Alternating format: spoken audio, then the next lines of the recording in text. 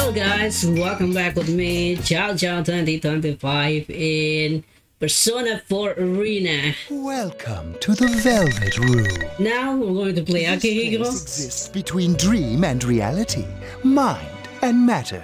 The Emperor, character profile, a former member of SEED who is so close to mature. Though still in college, his search profile led him around the world to train, rush down the opponents with his quick fist, and finish them with his Persona teaser. Looks like it's my turn.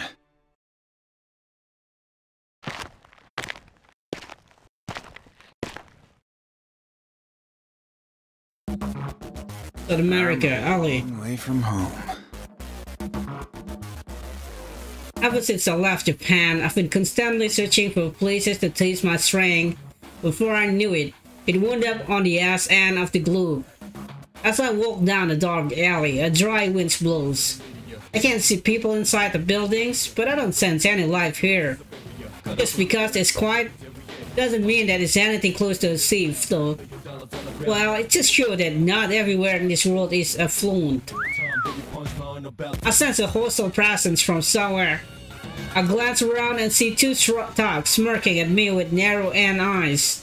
Our gaze meet, and those thugs, a city-looking lodgeman and a disdained man, stand before me. Yo, bro, haven't seen your mug around here. The lucky thing we noticed you. Come on, man, spare us some change. We just need a little, man. We'll double it in no time in that gambling den over there. You're in my way. Move it. The thugs are momentarily stunned by my answer, but their shock quickly dissolves into anger. And we were being friendly. I should have pulled this on you at the start. The lodgeman Woods produced a fusillade of spittle as he simultaneously whips out that what he believes is his strong card. It's a gun.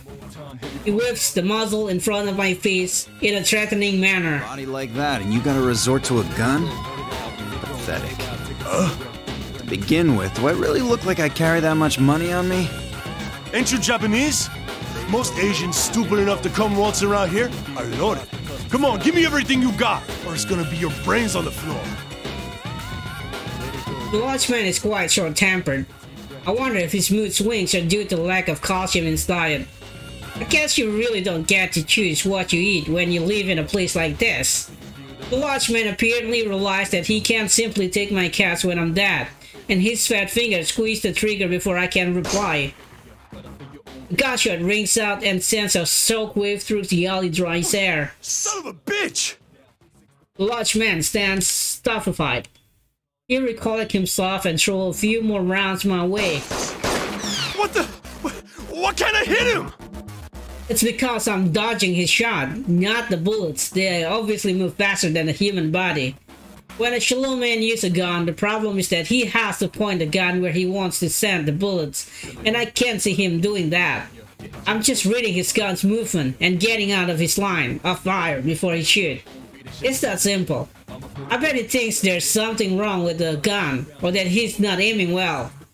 Some people, I think it's the embodiment of the priest, a big head and a little wig. He never realizes what's happening. Dodges a pile of bullets and quickly close the distance to my attempt murder. I get a good look on his face, contorting in fear and confusion. Oh! I strike once, burying my fist into his Protean god. His body leaped off the ground for a brief moment before it collapsed to the ground backward. The massive impact left a huge cloud of dust, and the man doesn't stir from his place on the ground. You should be more careful who you pick your fights with. You bastard! The Tin Man pulls something from his pocket. I hear the loud click of a switchable being unfolded. It dropped me to a crouch, coiled and ready to strike. At least you know the basics.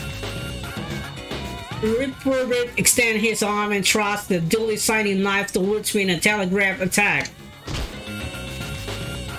I get inside his arm and swipe the attack angle of the blade out of the way with my right hand and connect with my left hand underneath his jaw. Since he attacked in the most obvious fashion, I repel the attack with the most obvious counter.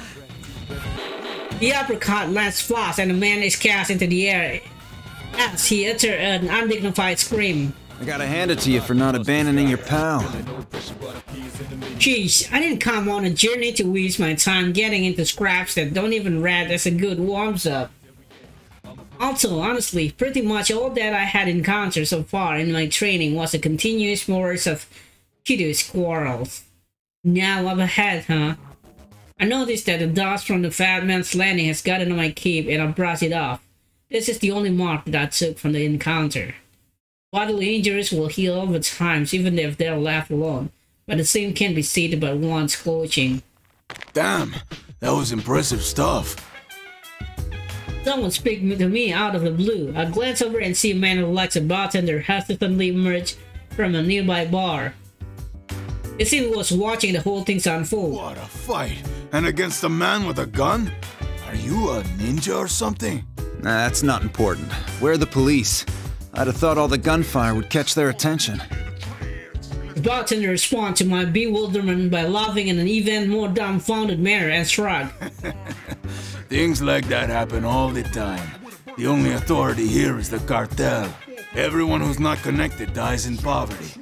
That's been how it works for over 50 years. I see. Those who are not connected? Upon hearing that, a bitter feeling wells up inside me. Everything in this world relies on connection, and connection are just another form of power. People say that what most important can be obtained by power, but I figure that means the other 99.9% of everything is simply a matter of power. That includes one's lifespan, and at times the lifespan of those close to you as well. Hey, why not stop in for a drink? It's on the house. Seeing what you did made my day. The bartender cheerful voice snapped me out of my rumination. Are you sure? The cartel you mentioned might not like that. Hey, I'll get off easy compared to you. All I did was offer you a drink, not beat the hell out of their goons. A drink, huh? Do you have the good stuff in stock? Huh? It's hard to obtain that certain something around here. I haven't had any for a couple days now. Actually, I'm starting to go into withdrawal. What is it you're talking about, mister? Listen, I run a clean bar. Protein. I need a double shot of protein. Huh? Bro. Make it quick. It's only half as effective 30 minutes after I've burned some calories. Sorry, I don't know that brand. Is that some kind of sake? No. It's alright if you don't have any. Jeez, what am I thinking? Never know unless you try, but it was pretty stupid of me to expect that a bartender in a dive bar like that would have protein drinks. I shake my head and collect myself. When I finally return to Japan, I'll have all the protein my muscle fibers are crying out for. It sounds great just thinking about it. Mountains of protein as far as the eyes can see. But my daydreams of what a world of infinite protein would be like are interrupted. I take out my cell phone and see that I've received an email. There are 3 important things on the sub-display. First thing is the icon that tells me that international roaming service is in effect. Second is the name Kirijo. And the last thing is the word urgent. Looks like opportunity's knocking sooner than I expected. I can't hide my smirk. The fact that the message is urgent means that I'm being summoned for a mission. Fine with me. I haven't found any opponents worth my time here anyway. What's the training journey? I'm on was okay.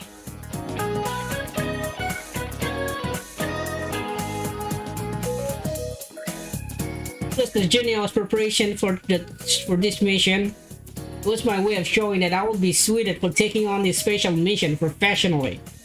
It seems that either my plans is working or that this is fate telling me that this time the display result has come.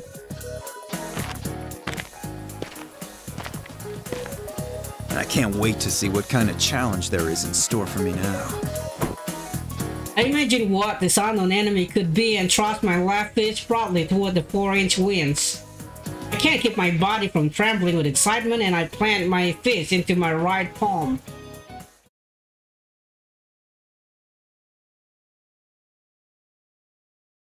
Early morning, May 3rd, Japan.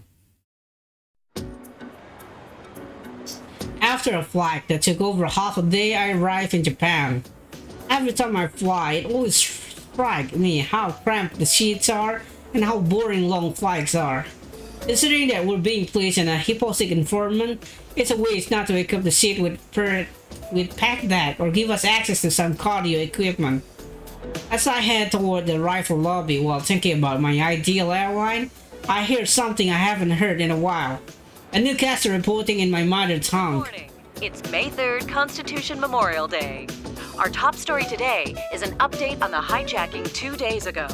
5 men attempted a daring hijacking of a domestic airline, the first such incident in Japan in the 21st century. Police began their official interrogation of the arrested suspects this morning. But all depositions have been vague so far, with suspects complaining of muddled memories. Psychiatric exams are being considered. That must be the incident she mentioned in her email. 2 days ago in Japan, a jumbo jet bound for Kagoshima was hijacked by a group of 5 men.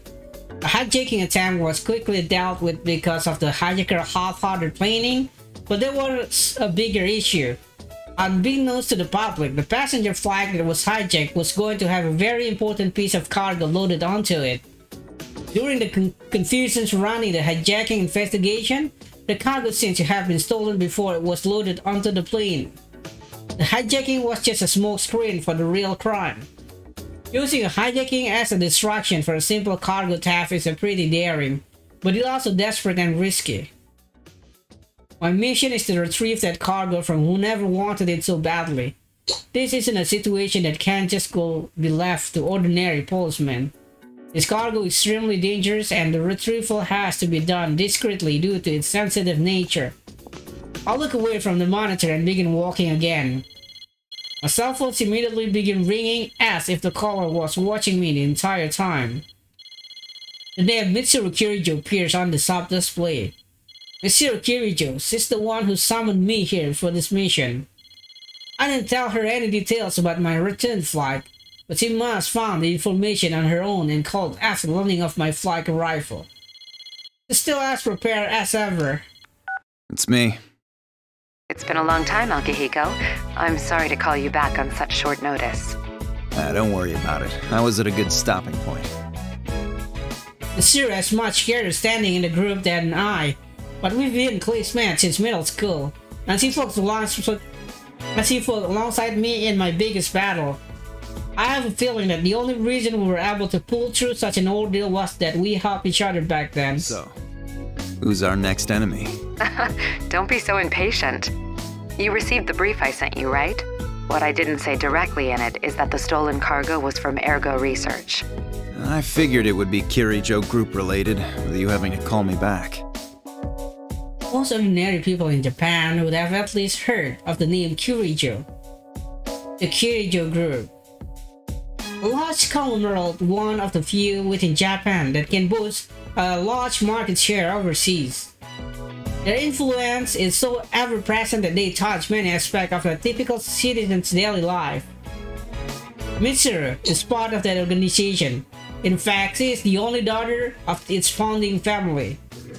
She grew up with untold responsibilities and expectations and has been forced to navigate similar social situation ever since she was young.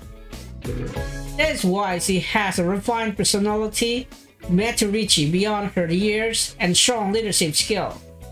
Also, the same circumstance also exposed her to the occasional surprising lapse into naivete. What was inside this cargo? The 5th generation anti-shadow suppression weapon, Labrys. An anti-shadow weapon? Does that mean... Yes, she's one of Aegis's sister units. She was sealed at the time of the robbery, but we think it's very likely that she's been activated by now. Which means there's a good chance there'll be a fight. Alright. Yeah, this would be too much for the normal authorities. Sounds like it'll be right up my alley. The man who ran the group 2 generations ago, Tetsu Kirijo. He was the founder of the group and also Mitsuru's grandfather. Around 10 years ago, the certain research that man was performing brought about a huge distortion to this world. The force that created that distortion was known as shadows. I guess the best way I could describe them would be to say that they are monsters incarnated of the darkness in people's hearts. In any case, there's something completely absurd like that. With Tetsu Kirijo doing ergo research in what would later be known as the infamous Kirijo Ergonomic Lab to rapidly perform the inhuman experiment. He was artificially drowning out Shadow in an attempt to gain power beyond what mortal man should have. But the experiment failed during the final stage. What remained after a big explosion were over 50 casualties and a distortion in the world that can never be repaired. Normal people are completely unable to sense this distortion at all, and yet, the same distortion could cause the entire world to collapse. 2 years ago, Mitsuru and I, along with our friends, devoted ourselves to a fight in order to end the threat of that collapse. The bonds and precious memories I gained from them are engraved upon my heart and haven't faded to this day. Fighting is not our first option, but I'd be more reassured with you there. We have a general idea of where it was taken, the Inaba area, where there were reports of suspected shadow activity last year. Okay, I'll meet up with you at the actual location. Are you heading directly there? You never change. Let me know if you need anything and I'll make the arrangements. Protein, that's all. What? No, it's better I don't ask. I'll send you the precise location later. Sorry to call when you've just returned from a trip, but I'm relying on your assistance. You went to a lot of trouble to create the Shadow Operatives. I won't do anything to tarnish the name. I'll see you there. The Shadow Operative, that is the organization I'm a part of. We're a joint task force comprised of all the Kirijo group and the police. Officially, we do not exist. Our main mission is to deal with shadow-related cases that the police are incapable of handling, and our objective is to prevent or minimize the collateral damage caused by Shadow. Shadow can only be defeated by Persona users. Mitsuru, myself, and many of the members belonging to the Shadow Operative have Persona and knowledge about them. Mitsuru fully dedicating herself to prevent Kirijo-tainted legacy from falling into the wrong hands. That is her. No, it is the shared duty of all of us in the group. I noticed that I've unconsciously formed my hands into a fist. I have an email from Mitsuru giving me the details of the meeting location. As usual, she strictly planned this out. Inaba, huh? A smile appears on my face. An opportunity to use all the skill and strength I've been honing. I will commit every fiber of my being to fulfill the duty I've been given. I couldn't ask for more.